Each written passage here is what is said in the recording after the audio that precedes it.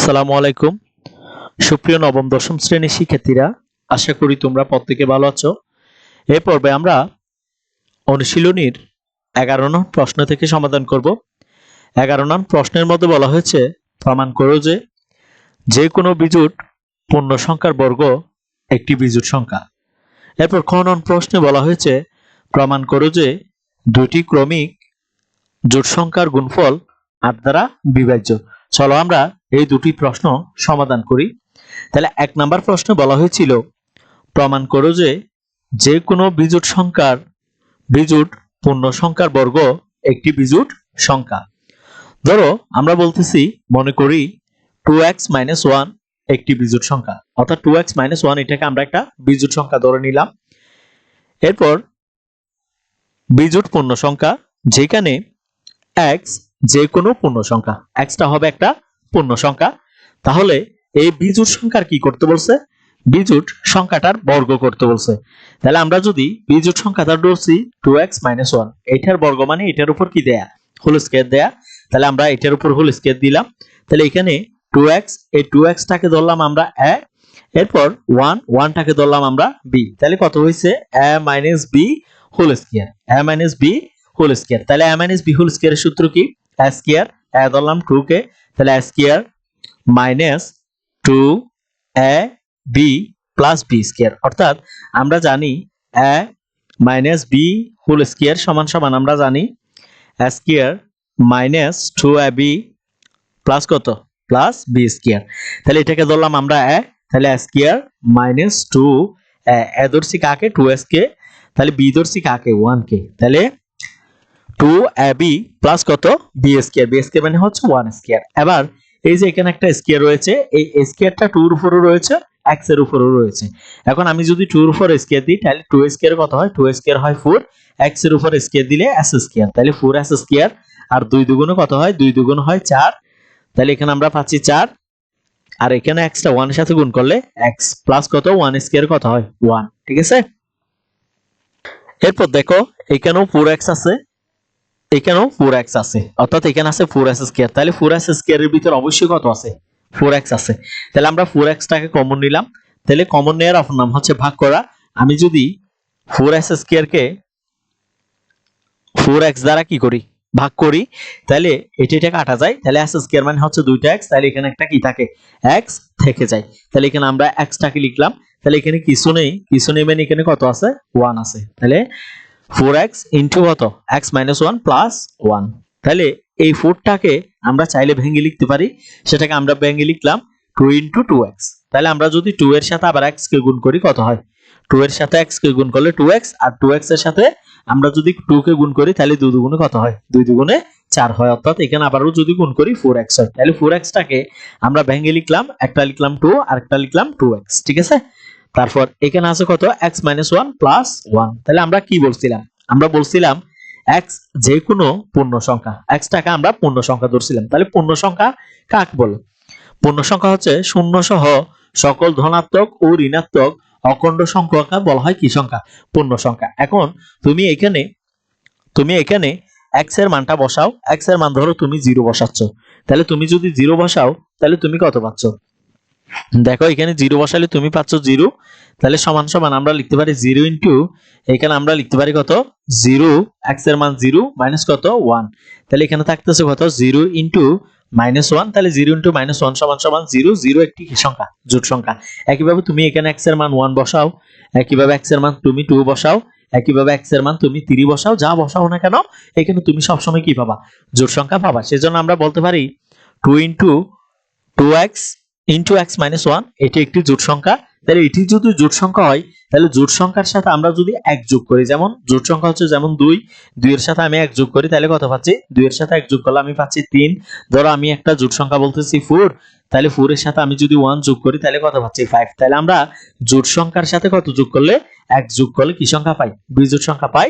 অতএব যে কোনো বিজোড় পূর্ণ সংখ্যার বর্গ একটি কি সংখ্যা? বিজোড় সংখ্যা। এটি এইভাবে আমরা কি করতে পারি? প্রমাণ করতে পারি। এরপর 11 খ নং প্রশ্নটি লক্ষ্য করো। খ নং প্রশ্নে বলা হয়েছে, প্রমাণ করো যে দুটি ক্রমিক জোড় সংখ্যার গুণফল 8 দ্বারা বিভাজ্য। তাহলে মনে করি দুটি ক্রমিক জোড় সংখ্যা, একটাকে ধরলাম আমরা 2x আর একটাকে ধরলাম 2x প্লাস 2, যেখানে x টা হবে তোমার কি সংখ্যা, পূর্ণ সংখ্যা। তাহলে এদের গুণফল বলতে এই দুইটা সংখ্যার গুণফল, ক্রমিক দুইটা, আমরা যে ক্রমিক দুইটি জোড় সংখ্যা ধরেছি এই দুইটার গুণফল। তাহলে আমি যদি 2x এর সাথে 2x প্লাস 1 গুণ করি, তাহলে দেখো এই 2x এর সাথে আমি কাকে গুণ করব, 2x কে গুণ করব।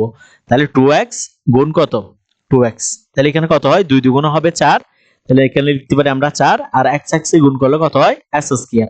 তাহলে এখানে আমরা পাচ্ছি কত, এখানে আমরা পাচ্ছি 4s স্কয়ার। এবার আমি যদি এই 2x কে 2 এর সাথে গুণ করি, তাহলে এখানে কত পাচ্ছি, এখানে কোনো চিহ্ন নাই মানে প্লাস চিহ্ন, এখানেও প্লাস চিহ্ন, প্লাসে প্লাস, এই 2x এর সাথে আমি যদি 2 কে গুণ করি, তাহলে 2 দুগুণে কত হয়, 2 দুগুণে 4, তাহলে এখানে পাচ্ছি 4x। এবার এখান থেকে আমি যদি 4x টা কমন নিই, এই দুইজন থেকে আমি যদি কাকে কমন নিই, 4x কে কমন নিই, তাহলে 4s স্কয়ার থেকে আমি যদি 4x কে নিয়ে ফেলি, তাহলে এখানে থাকতেছে x প্লাস এখানে কিছু নাই মানে কত আছে, 1 আছে, ঠিক আছে। তাহলে মূলত এই জিনিসটা তারা এখানে লিখছে 4x into x plus 1, যেহেতু x ও x plus 1 দুটি ক্রমিক পূর্ণ সংখ্যা, সুতরাং এদের যে কোনো একটি অবশ্যই কি হবে, জোড় সংখ্যা হবে। তাহলে পূর্ণ সংখ্যা ধরো তুমি x এর মান কত বসাচ্ছ, x এর মান তুমি 1 বসাচ্ছ, তাহলে একটা পাচ্ছ 1, আরেকটা কি পাচ্ছ, দেখো x এর মান তো আমি 1 বসাইলাম, তাহলে 1 এর সাথে আমি 1 কে যোগ করি, তাহলে পাচ্ছি কত, 2, তাহলে একটা পাচ্ছি 1, আরেকটা পাচ্ছি কত, 2। তাহলে এখান থেকে বলা যায় যে যেহেতু x ও x প্লাস 1 দুটি ক্রমিক পূর্ণ সংখ্যা, সুতরাং এদের মধ্যে একটা কি সংখ্যা হবে, অবশ্যই একটি কি সংখ্যা হবে, জোড় সংখ্যা হবে, ফলে এদের গুণফলও জোড় সংখ্যা হবে। তাহলে এদের গুণফলও কি হবে, জোড় সংখ্যা হবে। এরপর দেখো আমরা লিখতে পারি, সুতরাং x into x plus 1 2 দ্বারা বিভাজ্য, সুতরাং তাহলে x into x plus 1 এটা কত দ্বারা বিভাজ্য, এটা 2 দ্বারা বিভাজ্য, সুতরাং 4x into x plus 1 অর্থাৎ x এর মান আমরা 4 আছে 4 লিখলাম, তাহলে x into এই এতটুকু x into x plus 1 এটা কত দ্বারা বিভাজ্য, এটা কিন্তু 2 দ্বারা বিভাজ্য। তাহলে এখানে শুরুতে রয়েছে 4, তাহলে 4 into আমরা লিখতে পারি 2, তাহলে সমান সমান কত দ্বারা বিভাজ্য, 8 দ্বারা বিভাজ্য। অতএব দুটি ক্রমিক জোড় সংখ্যার গুণফল অবশ্যই কত দ্বারা বিভাজ্য হবে, 8 দ্বারা বিভাজ্য, প্রমাণিত। এরপর আমরা 12 নং প্রশ্নগুলো সমাধান করব। 12 নং প্রশ্নে বলা হয়েছে আবৃত দশমিক ভগ্নাংশে প্রকাশ করো। তাহলে এখানে শুরুতে রয়েছে কত, 1/6, তাহলে 1/6 কে আমাকে কি করতে হবে, আবৃত দশমিক ভগ্নাংশে প্রকাশ করতে হবে। তাহলে এখানে ভাজ্যটা কত তোমার, এখানে ভাজ্যটা হচ্ছে 1 আর ভাজকটা হচ্ছে তোমার কত, ভাজকটা হচ্ছে তোমার 6। এখন 6 দিয়ে 1 কে ভাগ করা লাগবে। এখন তুমি কি 6 দিয়ে 1 কে ভাগ করতে পারবা না, কারণ এখানে ভাজ্যটা ছোট, সেজন্য এখানে একটা দশমিক দিতে হবে। দশমিক দিলে এখানে আমরা একটা কি আনতে পারি, শূন্য আনতে পারি। তাহলে এখানে দশমিকের আগে আমরা একটা শূন্য দিয়ে ভরাট করে দিব। তাহলে এবার 6 এর আমরা 6 দিয়ে 10 কে ভাগ করব, তাহলে 6 একে কত হয়, 6 একে 6। এবার 10 থেকে তুমি যদি কাকে বাদ দিয়ে দাও, 10 থেকে তুমি যদি 6 কে বাদ দাও, তাহলে এখানে পাচ্ছ কত, 4, এখানে কত পাচ্ছ, 4 পাচ্ছ। এবার 6 দিয়ে 4 কে ভাগ করা লাগবে। এখন 6 দিয়ে তো 4 কে ভাগ করা যাবে না, যেহেতু এখানে আমরা দশমিক দিয়েছি, সেজন্য এখানে আমরা আরো একটা কি নিতে পারি, শূন্য নিতে পারি, ঠিক আছে। তো এবার 6 দিয়ে আমি 40 কে ভাগ করব, তাহলে 6 6 কত হয়, 600 কত হয়, 6 6 36, 6 6 36। তাহলে এখানে এই 6 দিয়ে যখন আমরা 10 কে ভাগ করেছিলাম, কয়বার গিয়েছিল, একবার, 6 কে 6, তাহলে এখানে 1 দিব, একবার গিয়েছিল। 10 থেকে আমি যদি কাকে বিয়োগ করি, 6 কে বিয়োগ করি, তাহলে পাচ্ছি কত, 4। এখন 4 কে 6 দিয়ে ভাগ করা যাবে না, যেহেতু এখানে আমরা দশমিক দিয়েছি, সেজন্য এখানে একটা আমরা শূন্য নিতে পারি। তাহলে এখানে হয়ে গেছে 40। এবার এই 40টাকে আমরা 6 দিয়ে ভাগ করব, তাহলে 6 6 36, তাহলে এখানে গেছে কয়বার, 6 বার। এরপর 40 থেকে তুমি যদি 36 কে বাদ দাও, তাহলে এখানে পাচ্ছ আবারও কত, 4। এবার এই 6 দিয়ে 4 কে ভাগ করা রাখবে। এখন তো 6 দিয়ে তো আর 4 কে ভাগ করা যাবে না, সেজন্য এখানে যেহেতু আমরা দশমিক দিয়েছি, এখানে একটা কি নিব, শূন্য নিব। তাহলে আমি যদি আবারও 6 দিয়ে ভাগ করি, তাহলে কত পাচ্ছি, 6 6 36, তাহলে এখানে আবারও আমরা 6 পাচ্ছি। তাহলে যেহেতু 6 পাচ্ছি, 40 থেকে তুমি যদি আবারও 36 কে বিয়োগ করো, আবারও পাচ্ছ কত, আবারও পাচ্ছ 4। ঠিক একইভাবে তুমি এখান থেকে দশমিক দেওয়ার ফলে এখানে আরো একটা শূন্য নিতে পারো, তাহলে আবারও আসবে তোমার কত, 6। তার মানে দেখা যাচ্ছে এখানে 6 এর কি হচ্ছে, পুনরাবৃত্ত হচ্ছে। তাহলে সুতরাং নির্ণয় আবৃত দশমিক ভগ্নাংশ সমান সমান আমরা লিখতে পারি কত, 0.16 পৌনঃপুনিক, অর্থাৎ এখানে 6 এর কি হচ্ছে, পুনরাবৃত্ত হচ্ছে। এভাবে মূলত একটা সাধারণ ভগ্নাংশকে আমরা কিসে প্রকাশ করতে পারি? আবৃত দশমিক ভগ্নাংশে প্রকাশ করতে পারি। ঠিক আছে, এরপরে খ নাম্বার প্রশ্নটি লক্ষ্য করো। খ নাম্বার প্রশ্নে বলা হয়েছে 7/11, অর্থাৎ 7কে 11 দিয়ে কি করা লাগবে? ভাগ করা লাগবে। এটাকে তোমাকে আবৃত দশমিক ভগ্নাংশে প্রকাশ করতে হবে। ঠিক আছে, তাহলে তুমি কাকে ভাগ করবা? 7কে ভাগ করবা। কত দিয়ে ভাগ করবা? 11 দিয়ে ভাগ করবা। এখন 7 দিয়ে তো 11 দিয়ে 7কে ভাগ করা যায়নি, সেজন্য এখানে আমরা একটা দশমিক দিয়ে দিব। দশমিকের বাম পাশে আমরা একটা শূন্য বসাই দিব। তাহলে এখানে যেহেতু আমরা একটা দশমিক দিয়েছি, এখানে একটা আমরা শূন্য আনতে পারি। তাহলে এবার আমরা এই 11 দিয়ে কাকে ভাগ করব? 70কে ভাগ করব। তাহলে 6-11 কত হয়? 6-11 66। তাহলে এখানে আমরা পাচ্ছি 66। এবার 70 থেকে তুমি যদি কাকে বাদ দাও? 66কে বাদ দাও, তাহলে এখানে পাচ্ছ 4। এখানে যেহেতু তুমি দশমিক দিয়েছো, সেজন্য এখানে একটা শূন্য আনতে পারবা। তাহলে এবার 11 দিয়ে তুমি কাকে ভাগ করবা? 11 দিয়ে তুমি 40কে ভাগ করবা। তাহলে 3-11 কত হয়? 3-11 33। তাহলে এখানে পাচ্ছি 3। তাহলে এখানে পাচ্ছি আমরা কত? 33। এবার 40 থেকে আমি 33কে কি করব? বাদ দিব। তাহলে 40 থেকে 33 চলে গেলে আর থাকে কত? 7। তাহলে এখানে 7 আনছি। এবার 11 দিয়ে 7কে ভাগ করা লাগবে। এখন 11 দিয়ে তো আর 7কে ভাগ করা যায় না, সেজন্য যেহেতু এখানে দশমিক দিয়েছি, এখানে একটা শূন্য নিয়ে আসবো আমরা। ঠিক আছে, এবার তুমি কার নামাতা গণো? 11 নামাতা গণো। তাহলে 11টা 6-11 কত হয়? 6-11 66। তাহলে এখানে আমরা আবার 6 দিতে পারি, আর এখানে হবে কত? 6-11 66। এবার 70 থেকে তুমি আবারও বিয়োগ করো, তাহলে আবারও পাচ্ছ কত? আবারও পাচ্ছ কত? 4। ঠিক আছে, এখানে যেহেতু আমরা কত দিয়েছি, এখানে আমরা দশমিক দিয়েছি, এখানে একটা আমরা কি নিতে পারবো? শূন্য নিতে পারবো। ঠিক আছে, এবার তাহলে এখানে আবারও কত যায়? 11টা, তাহলে 3 বার যায়। 3-11 কত হয়? 33। তাহলে এখানে দেখা যাচ্ছে কত? 40 থেকে তুমি যদি 33কে বাদ দিয়ে দাও, তাহলে তুমি পাচ্ছ কত? তুমি পাচ্ছ তুমি এখানে কত পাচ্ছ? 7। তাহলে আবারও তুমি এখানে দশমিক দিছো, সেজন্য এখানে একটা শূন্য নিয়ে আসো। তাহলে তুমি পেয়ে গেছো কত? 70। এই 70টাকে 11 দিয়ে ভাগ করো, তাহলে 6-11 কত হয়? 66। তাহলে গেছো কয়বার? 6 বার। 70 থেকে 66 চলে গেলে আবার 4 নামে। তাহলে 4কে 11 দিয়ে ভাগ করা লাগবে। তাহলে 4কে 11 দিয়ে ভাগ করা যাচ্ছে না, সেজন্য এখানে দশমিক দেওয়ার ফলে এখানে একটা আমরা শূন্য নিব। শূন্য নেওয়ার ফলে এটা হয়ে গেছে 40। তাহলে 3-11 33। তাহলে এখানে আবারও যাই 3 বার। তাহলে এখানে আমরা যদি লক্ষ্য করি 0.633, অর্থাৎ এখানে 63 এর পুনরাবৃত্তি হচ্ছে। সুতরাং আমরা লিখতে পারি 0.6 পৌনঃপুনিক 3 পৌনঃপুনিক, অর্থাৎ 6 আর 3 কি হচ্ছে? পুনরাবৃত্তি হচ্ছে। এটাই হচ্ছে নির্ণেয় আবৃত দশমিক ভগ্নাংশের উত্তর। ঠিক আছে, এরপর গ নাম্বার প্রশ্নটি লক্ষ্য করো। গ নাম্বার প্রশ্নে বলা হয়েছে 3 সমস্ত 2/9। তাহলে আমরা এখান থেকে শুরুতে কি করব? সমস্তটা তুলে নিব। তাহলে সমস্ত তোলার জন্য এই হর দিয়ে আমি এটাকে গুণ করব। তাহলে কত হয়? 3 9 27, 27 আর 2 এ এটা যোগ করব। এটা দিয়ে গুণ করব। হ্যাঁ, হর দিয়ে কি করব? গুণ করব। গুণফলটা আবার লবের সাথে কি করব? যোগ করব। তাহলে এখানে আমরা পাচ্ছি কত? আর 3 9 27, 27 এর সাথে 2 যোগ করলে হয় 29 ডিভাইডেড বাই কত? 9। এবার 29 কে 9 দিয়ে ভাগ করা লাগবে।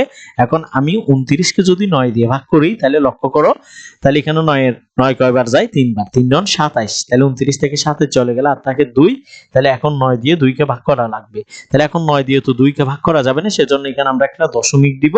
দশমিক দিয়ে এখানে একটা শূন্য নিয়ে আসবো। তাহলে এটা হয়ে গেছে 20। তাহলে এখানে কয়বার যায়? 2 বার। 9 দুগুণে কত? 18। তাহলে এখানে বসাবো আমরা 2। তাহলে এই 20 থেকে তুমি যদি 18 বাদ দিয়ে দাও, আবারও আস্তে আস্তে 2। তাহলে এই 9 দিয়ে 2 কে ভাগ করা লাগবে। ভাগ করা যাবে না, দশমিক দেওয়ার ফলে এখানে একটা শূন্য আনা যাবে। তাহলে এখানে হয়ে গেছে 20। তাহলে আমরা আবারও কত পাই? 9 দুগুণে 18, অর্থাৎ 2 বার যায়। তাহলে এখানে পাই 18। 20 থেকে 18 চলে গেলে আর থাকে কত? 2। তাহলে এখানে আমরা লক্ষ্য করলে দেখতে পাচ্ছি 3.22, অর্থাৎ এখানে 2টা বাড়তেছে, সবসময় 2টা বৃদ্ধি পাচ্ছে।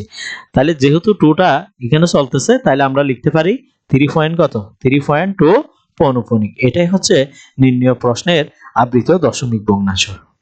এরপর আমরা ঘ নাম্বার প্রশ্নটি লক্ষ্য করি। ঘ নাম্বার প্রশ্নে বলা হয়েছে 3 সমস্ত 15 কত? 8। তাহলে এখানে আমরা দেখি 3 15 কত হয়? 3 15 হয় 45। আমরা যদি এই কাকে মিশ্র ভগ্নাংশটাকে আমরা যদি পরিবর্তন করতে চাই অপকৃত ভগ্নাংশে, তাহলে আমরা কি করব? তাহলে এই হর দিয়ে এই অংশটাকে গুণ করব। তাহলে কত হয়? 3 15 45, 45-এর সাথে 8 যোগ করলে হয় কত 53। তাহলে এখানে পাচ্ছি আমরা 53, নিচে পাচ্ছি কত 15। ঠিক আছে, তাহলে এই 15 দিয়ে 53টাকে ভাগ করা লাগবে। তাহলে আমরা যদি 15 দিয়ে 53কে ভাগ করতে চাই তাহলে আমরা 15, তাহলে কত পাই 15 দুগুণে 30, 3 15 45, অর্থাৎ 3 বার যাচ্ছে। এবার 53 থেকে তুমি 45কে বাদ দিয়ে দাও, তাহলে এখানে পাচ্ছ কত 8। তাহলে এবার 15 দিয়ে 8কে ভাগ করতে হবে। এখন 15 দিয়ে তো 8কে ভাগ করা যায় না, সেজন্য এখানে একটা আমরা দশমিক দিব, দশমিক দিয়ে এখানে একটা শূন্য নিয়ে আসবো, সেটা হয়ে গেছে 80। এবার আমরা জানি কত, আমরা জানি 5 15 কত 75, 5 15 75, তাহলে এখানে গেছে কয়বার 5 বার। ঠিক আছে, তাহলে এবার 80 থেকে 75 চলে গেলে তোমার আর থাকতেছে 5। তাহলে এখানে আমরা 5কে বসাইলাম। তাহলে এবার 15 দিয়ে 5কে ভাগ করতে হবে। এখন 15 দিয়ে তো 5কে ভাগ করা যায় না, সেজন্য আমরা কি করব, এখান থেকে যেহেতু দশমিক দিয়েছি সেজন্য এখানে একটা শূন্য নিয়ে আসবো। তাহলে এটা হয়ে গেছে কত 50। তাহলে আমরা আবার জানি কত 3 15 45, তাহলে এখানে আমরা 3 বসাবো। এবার 50 থেকে 45 চলে গেলে তোমার আর থাকতেছে 5। তাহলে 15 দিয়ে 5কে ভাগ করতে হবে। এখন 15 দিয়ে 5কে ভাগ করা যাচ্ছে না, দশমিক দেওয়ার ফলে এখানে একটা শূন্য নিয়ে আসবো। তাহলে এটা হয়ে গেছে 50। তাহলে আমরা যদি কত 5-এর অর্থাৎ 15 নামাতা গুনি 3 15 কত হয় 45। তাহলে এখানে 50 থেকে 45 চলে গেলে আর থাকে কত, আর থাকে তোমার 5। ঠিক আছে, তাহলে আমরা যদি ভাগফলে লক্ষ্য করি তাহলে এখানে পাচ্ছি 5.533, অর্থাৎ আমরা লিখতে পারি 5.53 পৌনঃপুনিক, অর্থাৎ এখানে 3 এর পুনরাবৃত্তি হচ্ছে। কার পুনরাবৃত্তি হচ্ছে 3 এর পুনরাবৃত্তি হচ্ছে। সুতরাং নির্ণয় আবৃত দশমিক ভগ্নাংশ এটা সমান সমান আমরা লিখতে পারি 3.53 পৌনঃপুনিক। এবার আমরা অনুশীলনীর 13 নম্বর প্রশ্নগুলো সমাধান করব। 13 নং প্রশ্নে বলা হয়েছে সাধারণ ভগ্নাংশ প্রকাশ করো। তাহলে এখানে যে ভগ্নাংশটা দেওয়া হয়েছে সেটা হচ্ছে 0.2 পৌনঃপুনিক। তাহলে আমরা এটাকে যদি সাধারণ ভগ্নাংশে প্রকাশ করতে চাই তাহলে আমরা সমান সমান দিয়ে একটা শুরুতে একটা দাগ দিয়ে দিব। এবার আমরা এখান থেকে দশমিকও ভুলে যাব, পৌনঃপুনিকও ভুলে যাব। তাহলে এখানে আর থাকতেছে কত শুধুমাত্র 2। তাহলে মাইনাস, এবার কি করব আমরা পৌনঃপুনিকেরটা বাদ দিয়ে দিব। তাহলে পৌনঃপুনিকেরটা বাদ দিয়ে দিব, দশমিকটা ভুলে যাব। তাহলে পৌনঃপুনিকেরটা বাদ দিয়ে দশমিক ভুলে গিয়ে এখানে আর কত আছে, এখানে আছে 0। তাহলে এখানে আমরা 0 লিখব। এখন কয়টার উপর পৌনঃপুনিক আছে, একটার উপর, সেজন্য একটা 9 দিব। এবার দশমিকের পর পৌনঃপুনিক ছাড়া আছে কয়টা অঙ্ক, কোনো অঙ্ক নেই, সেজন্য এখানে 0 দেওয়ার প্রয়োজন নেই। তাহলে আমরা লিখতে পারি 2 থেকে 0 চলে গেলে আর থাকে 2 ডিভাইডেড বাই কত 9। তাহলে এটাই হচ্ছে তোমার 0.2 পৌনঃপুনিকের সাধারণ ভগ্নাংশ, অর্থাৎ 2/9। নির্ণয় ভগ্নাংশটা তোমার কত 2/9। এবার ক নাম্বার প্রশ্নটি লক্ষ্য করো। ক নাম্বার প্রশ্নটি হচ্ছে তোমার 0.3 পৌনঃপুনিক 5 পৌনঃপুনিক। তাহলে আমরা কি বলছিলাম, শুরুতে একটা দাগ দিয়ে দিব, দশমিকও ভুলে যাব, পৌনঃপুনিকও ভুলে যাব। তাহলে এখানে আর কত থাকে, এখানে থাকতেছে তোমার 35 মাইনাস, এবার দেখো পৌনঃপুনিকের গুলো বাদ যাবে, দশমিকটা উঠে যাবে। তাহলে এখানে আর কত আছে, এখানে আছে আবার 0। ঠিক আছে, এবার কয়টার উপর পৌনঃপুনিক আছে, 2টার উপর পৌনঃপুনিক আছে, সেজন্য 2টা 9 দিব। দশমিকের পরে পৌনঃপুনিক ছাড়া যেহেতু কোনো সংখ্যা নেই তাহলে এখানে 0 দেওয়ার কোনো প্রয়োজন নেই। তাহলে আমরা পেয়ে যাচ্ছি কত 35 ভাগের কত 35 ভাগের 99। এটাই হচ্ছে আমার 0.3 পৌনঃপুনিক 5 পৌনঃপুনিকের সাধারণ ভগ্নাংশ। এবার ঘ নাম্বার প্রশ্নটি লক্ষ্য করো। ঘ নাম্বার প্রশ্নে বলা হয়েছে 0.13 পৌনঃপুনিক। তাহলে এটাকে যদি আমি সাধারণ ভগ্নাংশে প্রকাশ করতে চাই, শুরুতে একটা দাগ দিয়ে দিব। এরপর এখান থেকে আমরা দেখবো যে দশমিকও ভুলে যাব, পৌনঃপুনিকও ভুলে যাব। তাহলে এখানে আর থাকতেছে কত, এখানে থাকতেছে তোমার 13। তাহলে এরপর লিখবো আমরা মাইনাস, এবার দেখো পৌনঃপুনিকেরটা বাদ যাবে, দশমিকটা উঠে যাবে। তাহলে এখানে আর থাকতেছে কত 0.2। তাহলে 0.2 মানে হচ্ছে 0.1 0.1 মানে হচ্ছে তোমার 1। এবার কয়টার উপর পৌনঃপুনিক আছে, একটার উপর পৌনঃপুনিক আছে, দশমিকের পরে পৌনঃপুনিক ছাড়া অঙ্ক আছে একটা, সেজন্য একটা 0 দিব। তাহলে এখানে আমরা পাচ্ছি কত, এখানে আমরা পাচ্ছি 13, অর্থাৎ 13 থেকে 1 চলে গেলে আর থাকে তোমার কত 12। তাহলে 12 ভাগের কত 12 ভাগের 90, 12 ভাগের কত 90। এবার আমরা যদি এখানে কাটাকাটি করি তাহলে 6 দুগুণ কত হয় 12, 6 15 কত হয় 90। তাহলে এখানে আমরা পাচ্ছি কত, এখানে আমরা পাচ্ছি 2 ভাগের কত 2 ভাগের 15। এটাই হচ্ছে নির্ণয় ভগ্নাংশ, অর্থাৎ 0.13 পৌনঃপুনিকের সাধারণ ভগ্নাংশ। এবার গ নাম্বার প্রশ্নটি লক্ষ্য করো। গ নাম্বার প্রশ্নে বলা হয়েছে 3.78 পৌনঃপুনিক। তাহলে আমরা এটাকে সাধারণ ভগ্নাংশে প্রকাশ করতে চাইলে শুরুতে আমরা কি করব, একটা দাগ দিয়ে দিব, পৌনঃপুনিকও বলে যাব, দশমিকও বলে যাব। তাহলে এখানে আর থাকতেছে কত 378। ঠিক আছে, এরপর আমরা মাইনাস দিব, পৌনঃপুনিকেরটা বাদ যাবে। এবার দেখবো যে দশমিকটা উঠে যাবে। তাহলে এখানে আর থাকতেছে কত, এখানে থাকতেছে তোমার 37 ডিভাইডেড বাই এখানে কয়টার উপর পৌনঃপুনিক আছে, একটার উপর, সেজন্য একটা 9 দিব। দশমিকের পরে পৌনঃপুনিক ছাড়া যেহেতু একটা অঙ্ক আছে সেজন্য এখানে একটা শূন্য দিয়ে দিব। এবার আমি 378 থেকে 32 কে বাদ দিয়ে দিলে আর কত পাচ্ছি, আর পাচ্ছি দেখো, আর পাচ্ছি 300 কত, 341 ডিভাইডেড বাই কত, ডিভাইডেড বাই 99। এগুলো তুমি কাটাকাটি করলে তুমি পেয়ে যাবা 3 সমস্ত 71 ভাগের কত, 71 ভাগের 90। এটাই হচ্ছে নির্ণেয় ভগ্নাংশ, অর্থাৎ 3.78 পৌনঃপুনিকের সাধারণ ভগ্নাংশ। 1 নং প্রশ্নটি লক্ষ্য করো। 1 নাম্বার প্রশ্নে বলা হয়েছে 6.23 পৌনঃপুনিক 09 পৌনঃপুনিক। এই ভগ্নাংশটাকে আমরা কিসে প্রকাশ করব, সাধারণ ভগ্নাংশে প্রকাশ করব। তাহলে এখানে আমাদের যে কাজটি করতে হবে, শুরুতে আমরা সমান সমান দিয়ে একটা দাগ দিয়ে দিব। দাগ দেওয়ার পর এখানে আমরা দশমিকও বলে যাব, পৌনঃপুনিকও বলে যাব। তাহলে এখানে আমাদের থাকতেছে কত, এখানে আমাদের থাকতেছে ৬২,৩০০ কত, ৩০৯। এরপর আমরা একটা মাইনাস দিব। মাইনাস দেওয়ার পর এখানে আমরা পৌনঃপুনিকের গুলা বাদ দিয়ে দিব, দশমিকটি উঠে যাবে। তাহলে এখানে আমার তোমার থাকতেছে কত, এখানে থাকতেছে ৬২। ঠিক আছে। এবার এখানে কয়টার উপর পৌনঃপুনিক আছে, এখানে শুরুতে আর শেষে পৌনঃপুনিক আছে, মাঝখানের গুলো তো পৌনঃপুনিক না থাকলেও ধরে নিতে হবে যে এগুলো তো পৌনঃপুনিক আছে।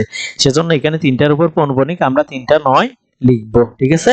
এরপর দশমিকের পরে পৌনঃপুনিক ছাড়া কয়টা অঙ্ক আছে, একটা অঙ্ক আছে, সেজন্য এখানে একটা আমরা কি লিখবো, শূন্য লিখবো। এবার আমি যদি ৬২,৩০৯ থেকে আমি যদি ৬২ বিয়োগ করি তাহলে পাচ্ছি কত, তাহলে আমরা পাচ্ছি, আমি যদি ৬২ বিয়োগ করি তাহলে এখানে ফলাফলটা কত দাঁড়ায় দেখো। তাহলে এখানে তোমার ফলাফলটা দাঁড়ায় ৬২,২০০ কত, 247 ডিভাইডেড বাই কত, ৬২,২০০ কত, ৬২,২47 ডিভাইডেড বাই আমরা পাচ্ছি ৯,৯৯০। এরপর এখানে আমরা যদি কাটাকাটি করি, কাটাকাটি করলে আমরা পেয়ে যাব 6 সমস্ত 769 ভাগের 3,330। এটাই হচ্ছে আমার 1 নং প্রশ্নের সমাধান, অর্থাৎ 6.23 পৌনঃপুনিক 09 পৌনঃপুনিকের সাধারণ ভগ্নাংশ। এরপর আমরা অনুশীলনীর 14 নং প্রশ্নটি সমাধান করব। 14 নং প্রশ্নে বলা হয়েছে সদৃশ আবৃত দশমিক ভগ্নাংশে কি করো, প্রকাশ করো। এখানে কতগুলো ভগ্নাংশ দেওয়া আছে, এই ভগ্নাংশগুলোকে আমাকে সদৃশ আবৃত দশমিক ভগ্নাংশে কি করতে হবে, পরিণত করতে হবে। তাহলে দেখো প্রথম ভগ্নাংশটি কত, তাহলে এখানে প্রথম ভগ্নাংশটি হচ্ছে 2.3 পৌনঃপুনিক, 5.23 পৌনঃপুনিক, 5 পৌনঃপুনিক। তাহলে এগুলোকে আমি যদি কিসে সদৃশ আবৃত দশমিক ভগ্নাংশ প্রকাশ করতে চাই, তাহলে শুরুতে আমাকে এখানে অনাবৃত আর আবৃত গুলো চিহ্নিত করতে হবে। তাহলে অনাবৃত, আরেকটা হচ্ছে আবৃত। ঠিক আছে।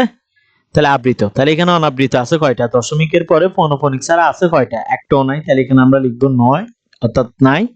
এরপর দেখো দ্বিতীয় ভগ্নাংশে দশমিকের পরে পৌনঃপুনিক ছাড়া কয়টা আছে, একটা আছে, সেজন্য এখানে এক লিখবো।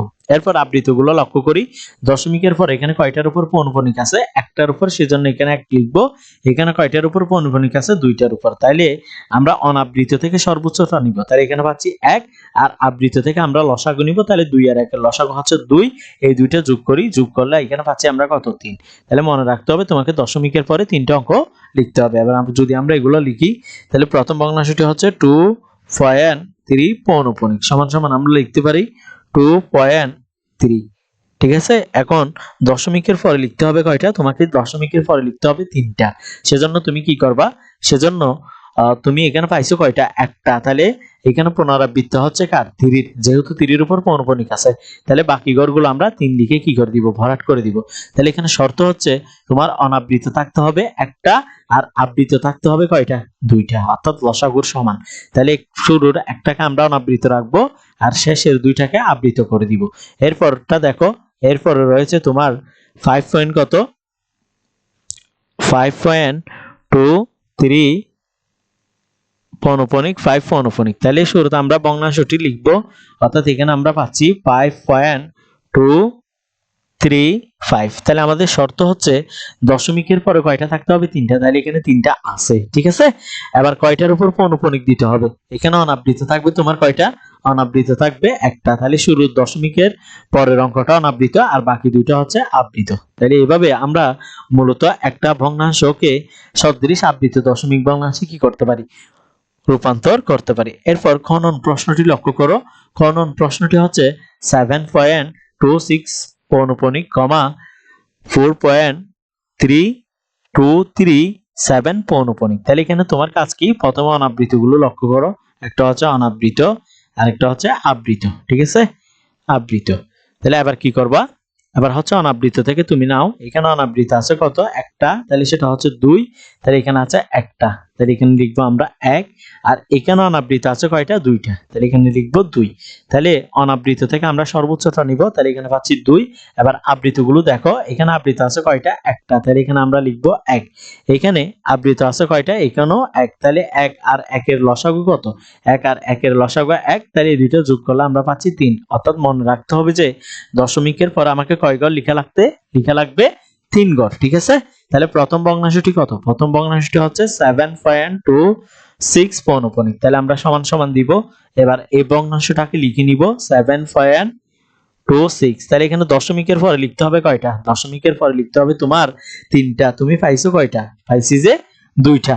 সেজন্য লক্ষ্য করো এখানে 6 এর উপর পৌনঃপুনিক আছে, তাহলে 6 এর পুনরাবৃত্ত হচ্ছে, তাহলে এখানে আমরা 6 লিখে বাকি ঘরটি কি করে দিব, ভরাট করে দিব, ঠিক আছে।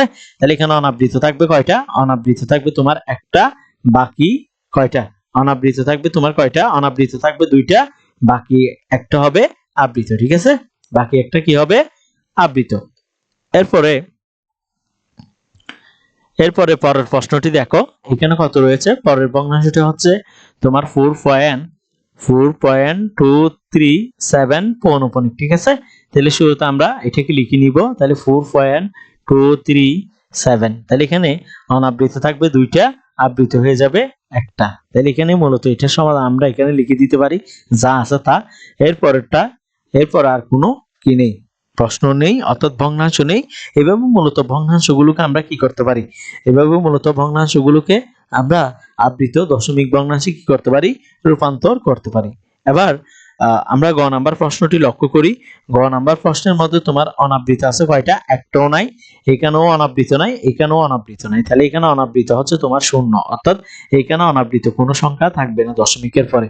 কিন্তু আবৃত আছে কয়টা, একটা, তাহলে এখানে পাচ্ছি একটা, এখানে পাচ্ছি 2টা, এখানে পাচ্ছি 3টা, তাহলে 2 আর 3 এর লসাগু নিব, 2 আর 3 এর লসাগু হচ্ছে তোমার 6, তাহলে তোমাকে দশমিকের পরে কয়টা অঙ্ক লিখতে হবে, 6টা অঙ্ক লিখতে হবে। তাহলে প্রথম ভগ্নাংশটি কত, প্রথম ভগ্নাংশটি হচ্ছে তোমার 5.7 পৌনঃপুনিক, তাহলে আমাদের দশমিকের পরে লিখতে হবে কয়টা, 6টা, তাহলে আমরা প্রথমে 5 লিখলাম, এরপর পয়েন্ট দিলাম, এরপর লিখলাম 7।